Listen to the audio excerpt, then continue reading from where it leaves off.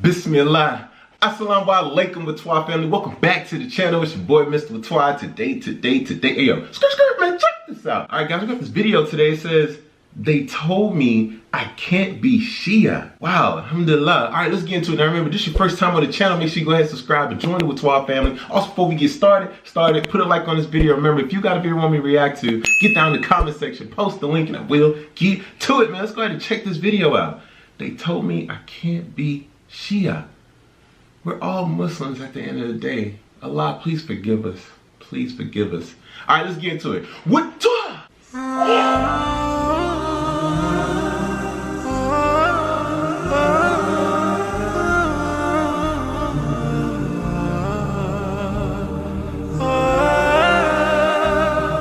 Assalamu alaikum. My name is Firas Hamdan. I was born and raised in Massachusetts. My mother is a Southern Baptist Protestant Christian, also born and raised in Massachusetts. My father is Lebanese, from the South. He's Shia Muslim. I grew up mostly around my mother. I grew up Christian, going to church on Sundays, celebrating Christmas, Easter, all of these things.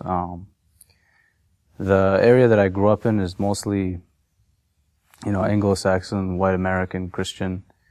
Was not a very diverse area. I think the nearest mosque was about an hour and a half away. Halal meat is also an hour and a half away. Anything pretty much like Islamic or ethnic or anything is very far. So you can imagine like the area and, what I had to grow up around. But for the most part, everything I've known my whole life until I was about 13, 14 years old was typical American. I ate pork, I did all those things. I didn't know it was wrong. My father, he's, Muslim, but wasn't, as practicing as he could have been. So for the most part, my knowledge about Islam was pretty much, all I knew was you don't drink, and, they believe that there's one God and Muhammad is their prophet. Other than that, I had not much more knowledge about Islam. So you could say for the most part I was raised as a typical white American, not knowing much about being Arab or being Muslim. All my life I did have this sense of belonging to a higher power. I always believed that there was a God.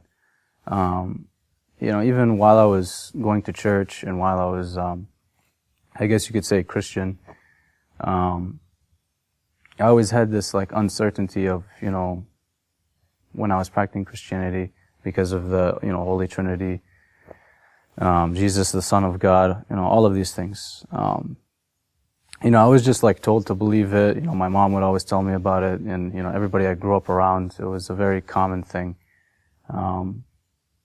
But all I know is that, from a young age, I always knew that, there had to have been a God, and that he'd have to have at least, a universal message for everybody to live by. And I wasn't, obviously, as a young kid, I wasn't exactly sure of what that was. I had a lot of questions, that arose during, when I was young, going to church and stuff like that. But I didn't have anybody that would satisfy those answers. My mother, she was a very devout Christian, and she still is. But she's by no means a scholar, obviously. So, I definitely always had this, belief in a God, my whole life. I first heard about Islam when I was, around, I'd say 11 or 12 years old. This was during the time when, 9/11 happened. The reason I heard about it obviously is because during school time, everyone's talking about it, all this, Muslims are terrorists and stuff like that. And, when I was growing up, kids, they didn't know that I was, Arab. They just thought, I had a weird name. They just thought okay, he's got dark hair, dark eyes. He could be Italian or Mexican or something. They didn't know what I was. So, but they did know that my dad was foreign or something. And I guess somewhere along the lines, they found out that my father is Muslim. And they used to say a lot of things oh, your father is the reason for this, his people, etc., etc. And I mean, I was 11, 12 years old at this time, and I didn't know how to defend my own father because I didn't know much about Islam. I knew not even the bare essentials of Islam, very few things. So, I was actually like afraid because like I was like, is this like what my dad, like what my relatives are like? Da da da. I was like, it can't be true. So I used to, I'd go to my dad, I ask him some questions. My dad, he just gave me like very broad, basic questions. I kept asking him very specific things. And again, he wasn't able to really answer a lot of the questions I had. So I had really no other choice than to go to the library, to go online. I searched anything I could, all these lecturers on YouTube. And that's basically when I started researching into Islam, and once I watched one video, it got me hungrier for another one and another one and another one. And, it came to a point where my father, he actually caught me at nighttime, at like 2, 3 in the morning on a school night. And I was downstairs, and back then we only had one computer in our house, and I was on that at like 3, 4 in the morning just watching lectures of, Ahmed Didat debating Christians, like, about how Jesus doesn't say in the Bible that I'm the Son of God and any of this stuff. So I would say from like 12 years old, that's when I started like researching. And it took me about, I'd say 2, 3 years of, watching lectures and reading so many books to finally convert to Islam. And at that point, it took a lot out of me. It was very hard for me to let go of that belief that Jesus is the Son of God, because ever since I was a kid, that's all I've ever been taught. If you don't accept him, you're going to go to hell because of this. And, it wasn't like a very quick thing. It wasn't like, like I heard one verse and I was like, that's it. Or I heard one thing and that was it. It took a lot of convincing because obviously I had my own bias. I heard many things about what Islam says, this and that, and I had to satisfy it. So it was around like 12 years old, I'd say. That's when I started.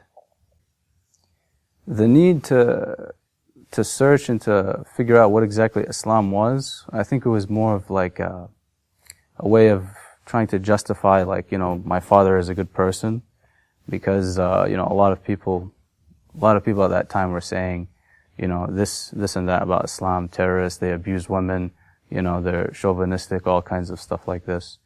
So, and I know my father is not like that, obviously. So I just wanted to kind of like, feel good about myself and know that that's not the case.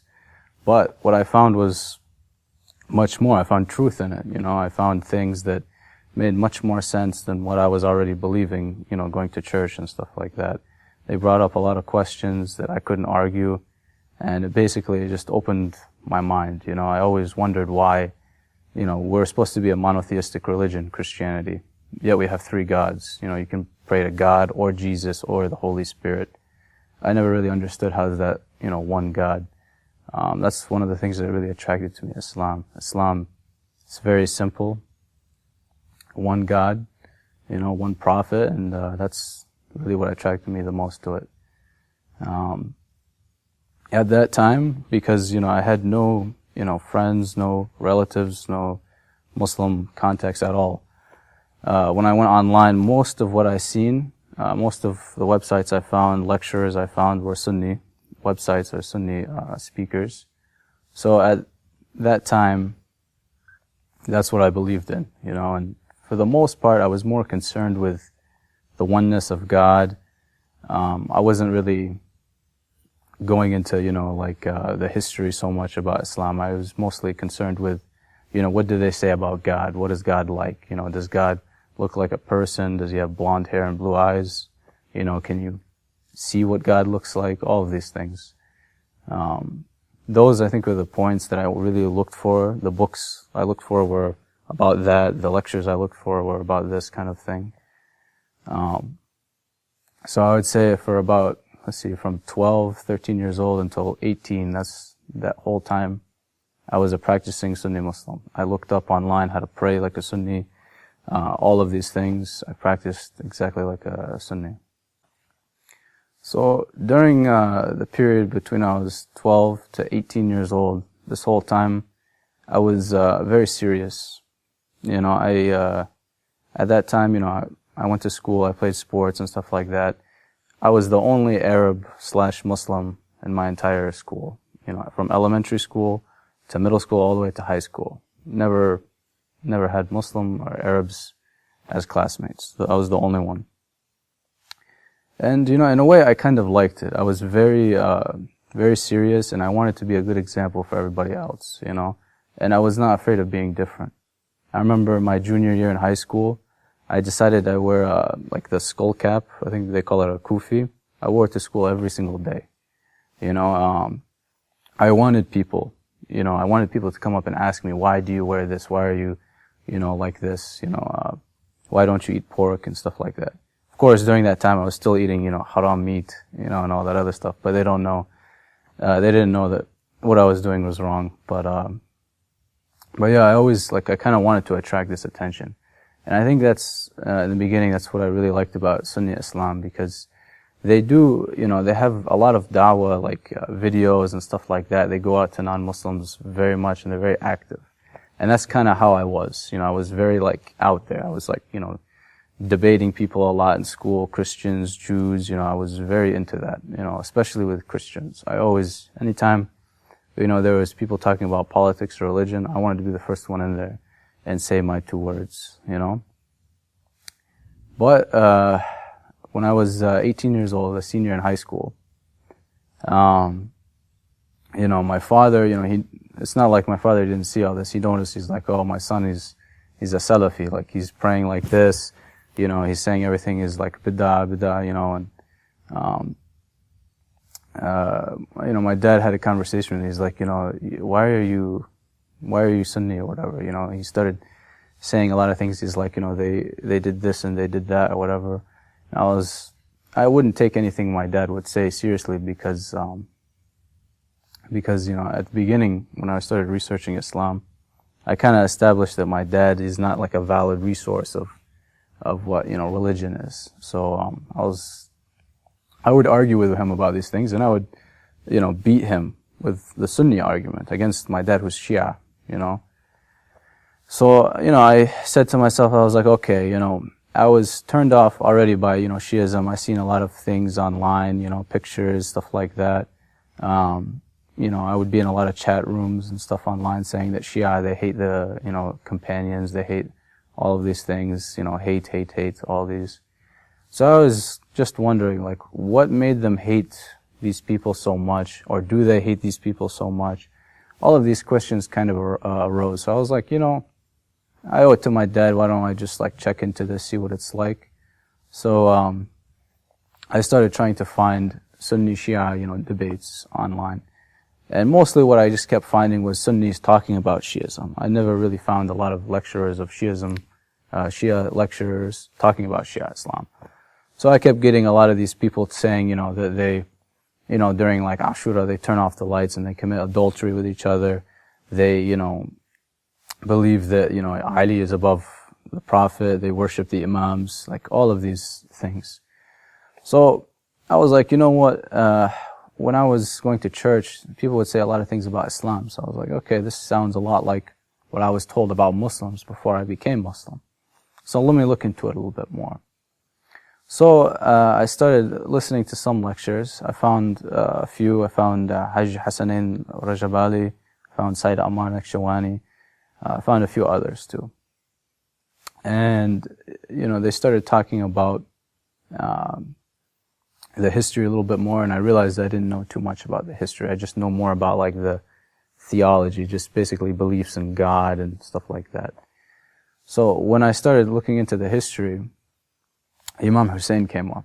That was the biggest thing for me when I decided to lean more towards the Shia school of thought. I never heard about the martyrdom of Imam Hussein before that. You know, some of the hadiths and stuff like that I heard when I was listening to Sunni lectures, most of it was when Hassan and Hussein were little kids. Very little things about them. Almost nothing. You know, I knew Imam Hussein was killed, but I didn't know it was a massacre or anything like that. I was not taught that. So the first thing that I seen about Imam Hussein when I heard about the massacre, that made me really doubt everything that I ever learned. You know, when all these books that I read, all the lectures I heard. You know, I used to listen to Khalid Yassin. I used to listen to Hamza Yusuf, Ahmed Didat, Yusuf Estes, all these guys, all these Sunni lecturers. Never once did I hear anything about Imam Hussein and Karbala and how he was sacrificed. So once I heard about that made me dive into the world of Shiism. So when I first decided that, you know, Shiism is for me and that I accepted the path of Ahlul Bayt was a little bit after learning about the tragedy of Karbala, and then after that I started looking more into Imam Ali and his life and what actually happened. Some of the answers that started to make sense. You know, I seen some battles like the Battle of Jamal. You know, I'd see Ali radiallahu anhu fights against Aisha radiallahu anha. And at first I didn't say, think anything of it. But then I was thinking, how can, you know, thousands of Muslims die in this battle and there's not one right or wrong side? If I was there, you know, one question that I was asked before by a Muslim when I was online researching a lot, he asked me, he said, if you're a Christian, right, you believe that Jesus, you know, has to be sacrificed for you to be saved. He said, if you were there during the time of Jesus being sacrificed, would you try and save him?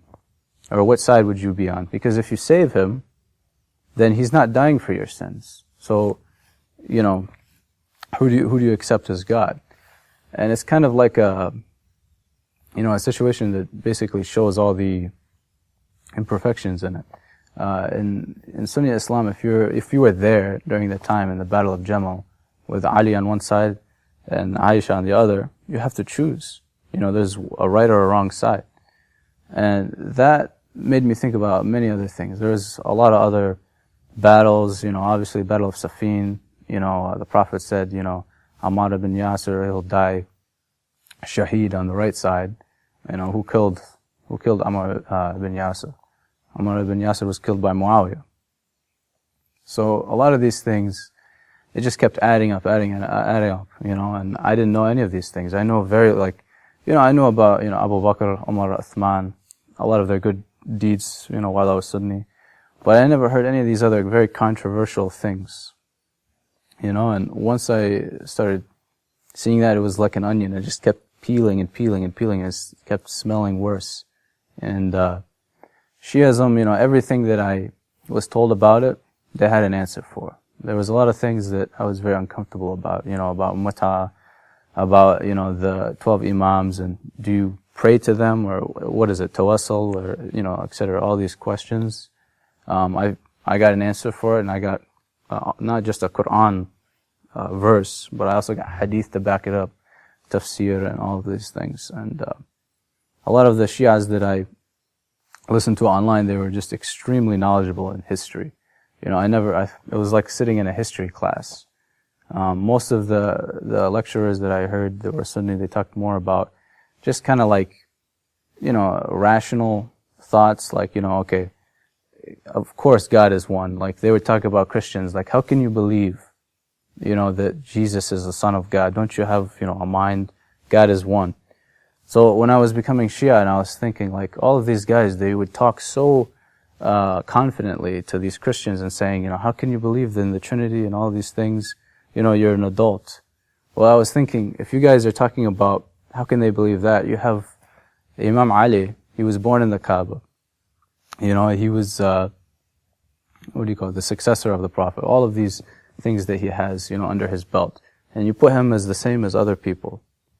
You know, all of these things that I was seeing in Christianity that I, like, thought that made me doubt, I was finding them a lot within Sunni Islam. And Shia Islam, I did not find any faults. Every question that I had, I was given a very satisfying answer. So when I first, reverted or converted again to Shiism, that was, I would say, my real conversion. Because before, when I was Sunni, you know, I used to eat anything chicken. There was, haram food and stuff like that. When I became Shia, I was like, okay, that's it.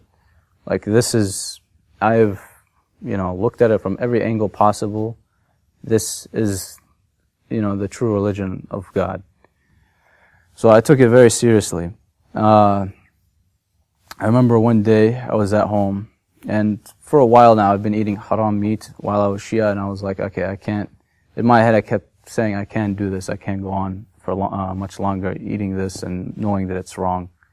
So one day my mom, she made a meal for us. We sat down, and I looked at it, and I'm like, all right, that's it. This is my last meal. This is it. Like, I can't keep doing this anymore. So I told my mom, I said, listen, I'm going to eat this right now, but I'm telling you, from now on, I'm not eating any more meat unless it's halal meat, okay? And my mom thought I was joking, and my mom actually didn't even understand, the concept of like halal and not, halal meat. So, of course, what's she going to do? She's my mother. She's been cooking food for me since I was a kid, and I've been eating it. My mom's an amazing cook, obviously. So she was very angry. I knew it was going to happen because I know my mom's thoughts about Islam. She's, it's been very hard practicing, around my mom because I know it bothers her a lot, and she's, she prays a lot for me. She always thinks that I'm going to come back and stuff like that, and always invites me to her Bible studies, but sometimes I go just for whatever, but, anyways, I remember she told me, she said, if you're going to do that, if you're going to start eating, blessed meat, then I'm not going to cook anything for you anymore. So at that time, between 18 and 20 years old, when I graduated from high school until 20, my mom, she didn't cook any more meals for me. I had to cook everything for myself at home. That was probably the hardest time of my life. My parents at that time, they got divorced. My father, he moved back to Lebanon. I was home with my mother and my younger sister. I inherited a lot more responsibilities. And on top of that, I made my mom much more angrier than she needed to be. So at that time, it was very tough for me. And some of the friends that I made at the Sunday mosque that I used to go to, I didn't tell them right away. I kind of just didn't really say anything. I would bring up certain Shia beliefs, subtly. I kind of was using taqiyya in a way. I would bring up issues like, do you think the Prophet would never make a mistake? Or, come on, Imam Ali, I really think that he deserves a higher status than what he has, stuff like that. But eventually, they figured it out. I started praying differently. They started asking questions. Some of my friends, they were Maliki, so they prayed with their hands down, so they didn't really get right away that I was Shia. They just seen that I was starting to pray a little differently. But then, I started saying some stuff during, around Muharram when I would go to the mosque and they would fast, on the 10th of Muharram. And I would find out exactly why they do that. It's, my friend, he told me, he's like, the 10th of Muharram is a good day, we should fast. And I was like, what do you mean? Why do we need to fast? His name was Fuad. I told him, I said, Fuad, this is the day that the grandson of the Prophet was martyred. This is a day we need to mourn. We should think about exactly, how, his family dealt with it and all these things and stuff like that. And he said, that was the first time I remember they're like, are you Shia? And I was like, I know I couldn't hide it. And I was like, yeah, I'm Shia. I can't do these things anymore. I know what's right and what's wrong. I can't pretend like I don't see them. And after that, I noticed they started distancing themselves, so they stopped, asking me to hang out as much. I remember one time after a few months, they asked me to come to their house. It was like a big group of friends. They invited me down into their basement where we used to hang out. And, they were very serious, very, very serious. They're usually always joking around, stuff like that, but they were all very serious. And at this time, they were all they grew their beards very long, and they were wearing dish dashes all the time. I noticed a big difference within a few months, period. They sat down, they told me, they're like, Firas, listen, you're our friend, and, you know, you can't be Shia. Like, we care about you, we don't want you to go to hell. Like, you can't be Shia. They're like, what's the deal? Why are you Shia? You know, just because your father is Shia, you don't have to be Shia. First thing I told him was, I'm not Shia because my father's Shia. You know, I was Sunni before, so obviously, I'm not Shia now just because my father told me to. If he told me to be Shia, I would have been Shia a long time ago if I wanted to say, believe it from him. So they started asking questions. I would give them, you know, a lot of things that, you know, I was saying, ways of doing wudu and stuff like that. Hadiths of, you know, Abu Hanifa and Imam Jafar al-Sadiq alayhi salam. But everything that they said, they're like, no, this is not true and this is not true. Anytime I'd ask them, okay, can you give me, you know, an argument for this from the Quran, from a hadith, anything like that?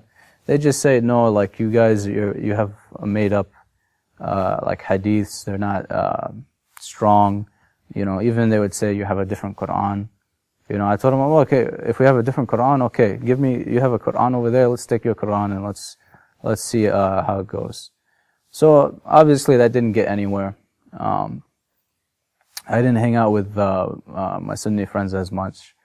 So I started trying to look for Shias within my area. By within my area, I mean like, they lived at least an hour and a half away. Because where I live, there's nothing. There's no Shia, there's no Muslims, let alone anything, you know, ethnic at all. So I started looking like on Facebook, anything for like Shia groups within Massachusetts, you know. I found a couple that lived in a nearby city, you know, and I sent them a message. I said, hey, you know, is there any like Shia mosque around here? Is there any Shia like scholars, sheikhs, something like that?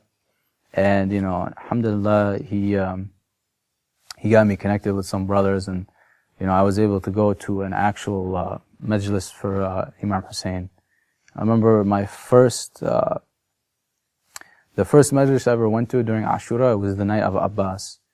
And I didn't know at all what was being said. It was all in Arabic. Matter of fact, it wasn't even a lecturer. It was, we went to a small house.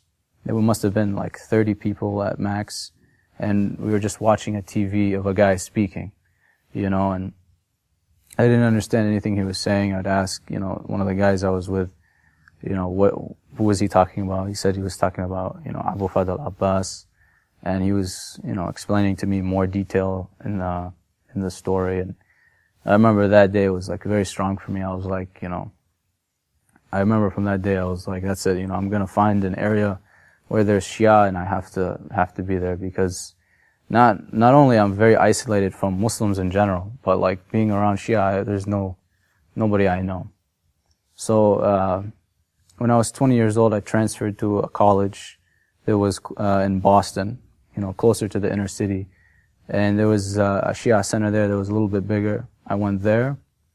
And, that's when I learned a lot more. I would read much more books, Peshawar Nights, Najl al-Balagha, of course. You know, a lot of books by Imam Zain al-Abidin. That was, I'd say the biggest, point when I was Shia was the first night that I went to a majlis,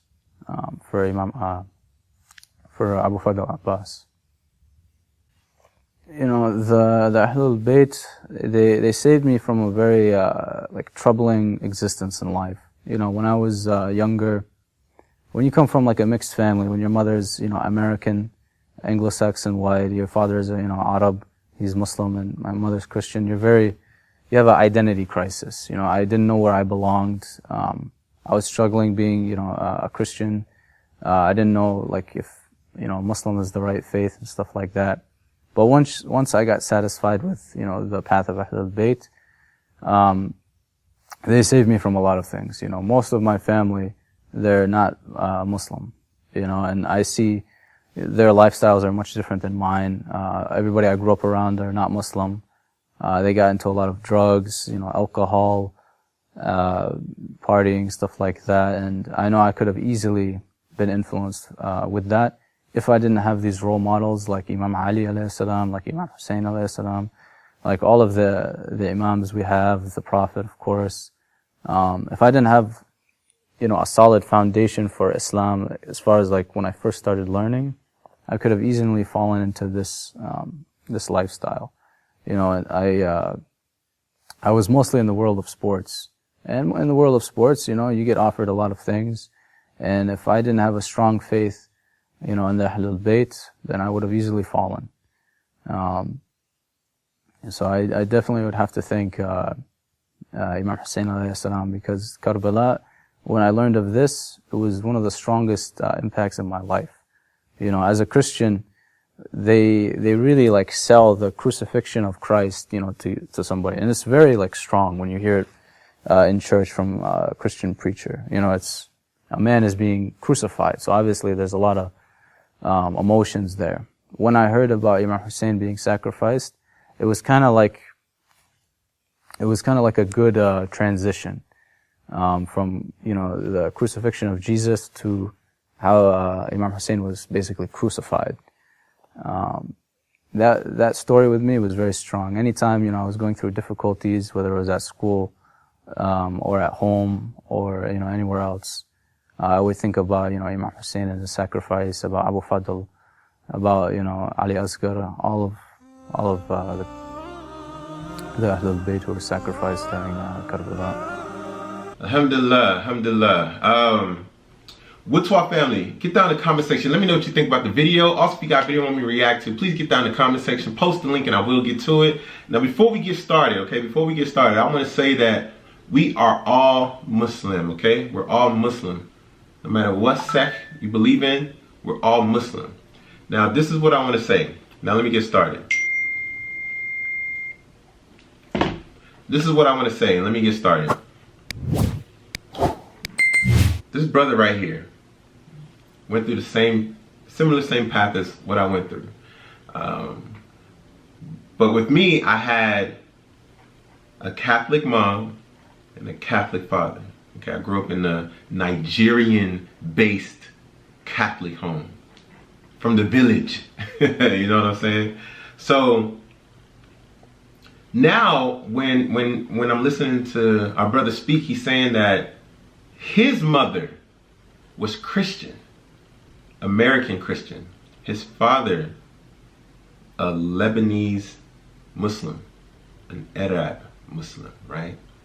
So you have a Christian mother and a Muslim father, right? Coming together, and they created this man right here, right? Now, as you guys know, I'm a Muslim. But my soon-to-be wife, she's a Christian, right? So when we have kids, right? You know, the kids are going to be like this, you know, like this gentleman that we're looking at now, in a sense, confused, right?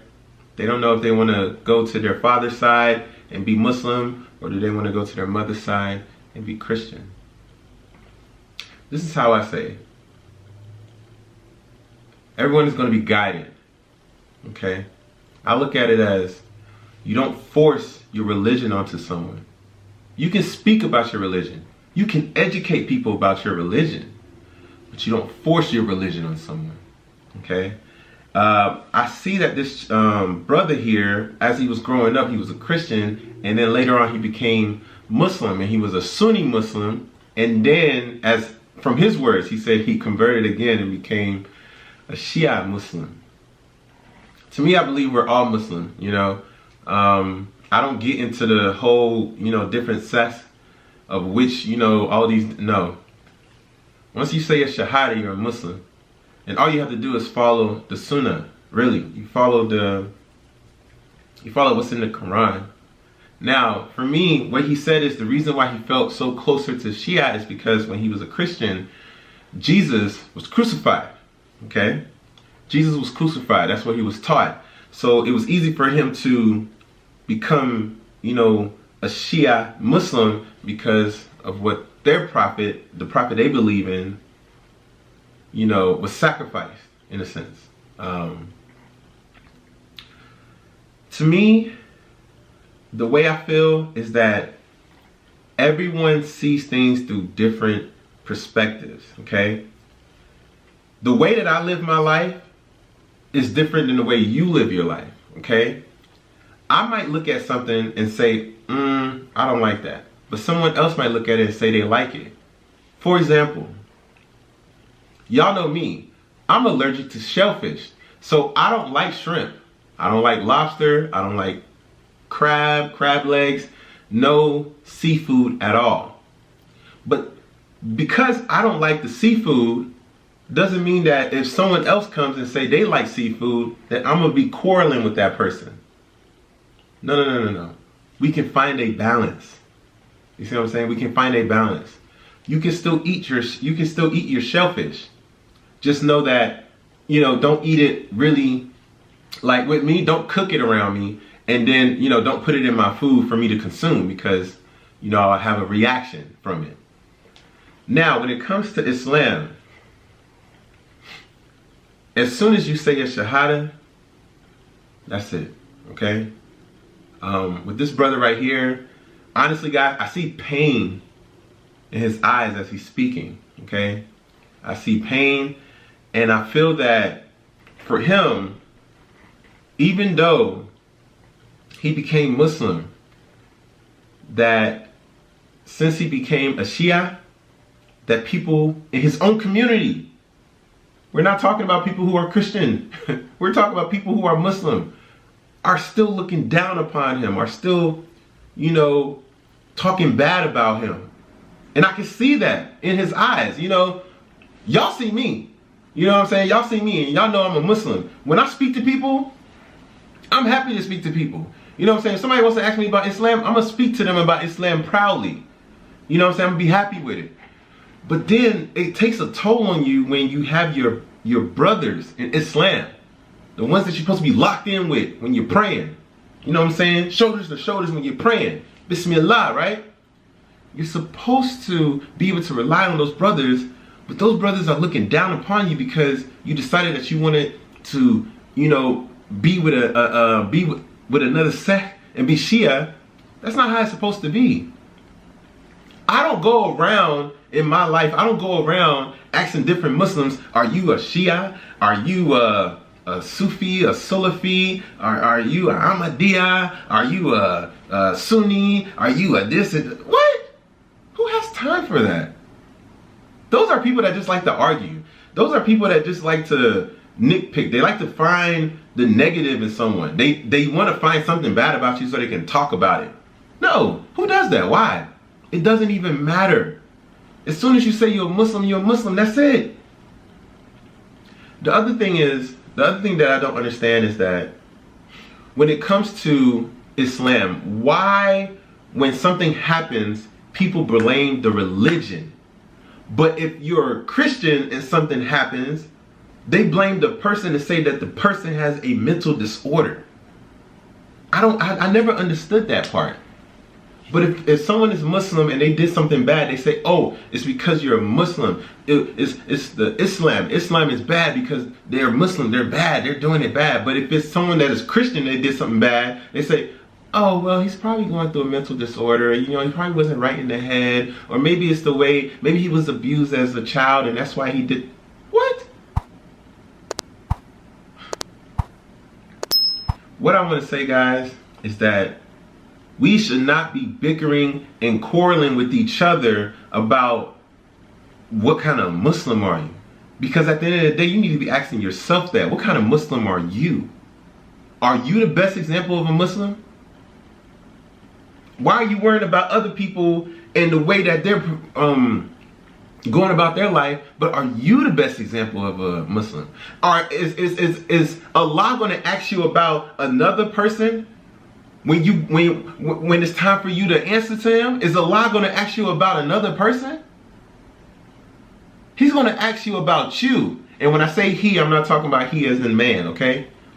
He's going to ask you about you and what you have been doing. And you telling me you want to waste your time going behind somebody's back talking about them because they decided they want to be a Shia or something?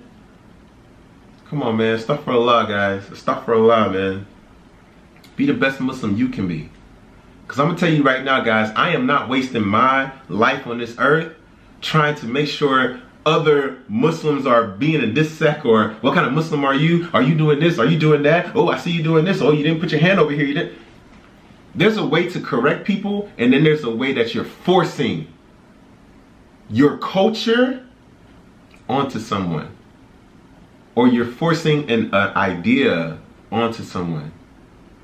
The only thing that you can do to someone that you feel that they're doing something wrong is say, hey brother or sister, that's not in the Quran, read the Quran. Or make sure you read the Quran, bro. Make sure you read the Quran when you get home, bro. That's all I gotta say. Get down in the comment section. Let me know what you think about the video. Also, if you got a video you want me to react to, get down in the comment section, post the link, and I will get to it. Also, before you leave the channel, put a like on this video. And guys, this is the last thing I want to say is I wear my kufi because he was saying that he wears this kufi when he was in high school. He wore it all the time. The reason why I wear my kufi. Now, guys, y'all remember I had my hair. My hair was long, right? My hair was sticking up like that. I had my little box, right? And I was talking to one of my friends, and it's a good friend of mine, Salam. He actually had an interview with him and Ane. We had sat down and we were having a conversation about Islam, and he was the first one to give me my first kufi. It was a white one, and ever since that day, I tried to put it on, but I had all that hair. So I tried to put it on, I couldn't put it on. So that's why I never wore it, because I couldn't put it on with my hair. And then Jasmine, my woman Jasmine told me, she was like, let me braid your hair down. Because y'all know she has a salon, that's her business. She has her own salon. So she was like, let me braid your hair down. So that's why I was like, okay, yeah, if I braid my hair down, then I can put my kufi on. So then when I'm going to work, I can have my kufi on so people can know that I'm Muslim. When I go anywhere, I can have my kufi on. People know that I'm Muslim. You know what I'm saying? Because I'm proud to be Muslim. I'm in America. Okay? I'm roaming around in America with a kufi on. A black man, kufi, like, you know what I'm saying? So, what I want to say is just be proud of who you are and focus on yourself. A lot of us get so wrapped up into social media that you start to engulf yourself in social media, then you start backbiting people, you start talking bad about other people, you start trying to correct other people, knowing that you yourself is not the best form of a Muslim. Whaatwaa family, we have a lot to do. We have a lot to do, and we are just getting started. We are just getting started. Okay? So remember, be the best Muslim you can be.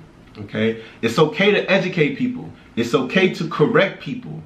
But it's not okay to force your ideology on someone. Okay? It's not good. Alright? So this brother right here, he's a Shia, and I love him. Okay? I love him. Me and this brother can pray together. Y'all know I've already prayed with Shias. Okay? We're all Muslim. I've already prayed with Shias. We're all Muslim. Okay? I love this brother. And honestly, I really hope that this brother's still a Muslim. Because y'all know how the Muslim community can be. It's like y'all will come and want someone to be Muslim, and when the person becomes Muslim, y'all go so crazy, y'all force them out. Astaghfirullah, man. Shame. Shame. I don't like that. A lot of people can't be strong like me. You know what I'm saying? A lot of people can't. So guys, remember, a lot of things that you say with this tongue, when you speak, is very powerful. And some things that you might say might force someone to leave the religion. Okay? And also remember, a lot of us live in countries that are dominated by other religions. Okay? And sometimes we might be the only Muslim in a community, in a village, in a city, or in a state. So always remember, the way you carry yourself is the example that they're going to see. So if you carry yourself in a low manner, then that's what they're going to think Islam is. But if you carry yourself in a high manner, they're going to look at you as a prestigious individual, and they're going to respect your religion. Remember that. It's your boy, Mr. Whaatwaa, man. Get down in the comment section. Let me know what you think about the video. Also, if you got a video you want me to react to, get down in the comment section. Post the link and I will get to it. And Whaatwaa family, y'all already know, man, we are about to get super, super lit. I can't go to Mecca this year because they're not allowing people from overseas in because of, the whole thing of what we got going on, staying covered and everything. And hopefully we can all be quarantined. And the ones that decided to take the, vaccine, that's good on you. But hopefully, inshallah, next year I'll be able to go. But they are blocking a lot of people from coming into the Kaaba. And I understand it, because, you know, no one wants to be the reason that, you know, they brought COVID in there, or maybe they caught it there. You know what I'm saying? Like, nobody wants that. So I understand what they're doing there. And to me, I'm happy that they're doing that, because there's no reason of allowing so many people to come. Because, guys, millions of people come into one space. Y'all know how Mecca can get. Millions of people come to that Kaaba. So I understand with them taking precautions to make it safe. So, of course, I will wait until next year. It's fine. Alhamdulillah. I will wait till next year. Inshallah, next year will be better. Probably I can go with a group of friends or group of family members. That's going to be lit. You know what I'm saying? So guys, just, you know, the same way I'm going to have patience, guys, have patience. You already know, man. Mr. Whaatwaa in Mecca. Oh, it's going to be lit. It's going to be a lot of stir. I can't wait, man. I just can't wait to put on my white thobe. It's not even a thobe, because it's got the white part, and then I'm gonna throw the top over, so part of my side will be open. Ooh, alhamdulillah, man. I can't wait. I can't wait just to be able to touch that Kaaba. I can't believe all of this is happening. I cannot believe all of this is happening. Alhamdulillah, man. May Allah continue to bless us, the Whaatwaa family. May Allah continue to bless our families. May Allah continue to bless us and keep us strong and in good health. I mean, and just like my friends and what they said, man, it's written. Y'all see that? I don't know if it's gonna focus, but it's written, guys. It is written. Alhamdulillah, man. Alhamdulillah, man. All right, guys. Listen, I gotta go, man. I know this video is super long. I am so sorry, but I will get back to the reactions. I just had to get back home, man. I've been flying here and flying there and seeing people and trying to get certain things, you know, connected, and meetings and here and there. And people are trying to, they're trying to do incorporating stuff, and they want this and that, and they want Whaatwaa to come here and Whaatwaa to go there, and they want Whaatwaa face here, and they want Whaatwaa to do this, and they want Whaatwaa to do a voiceover.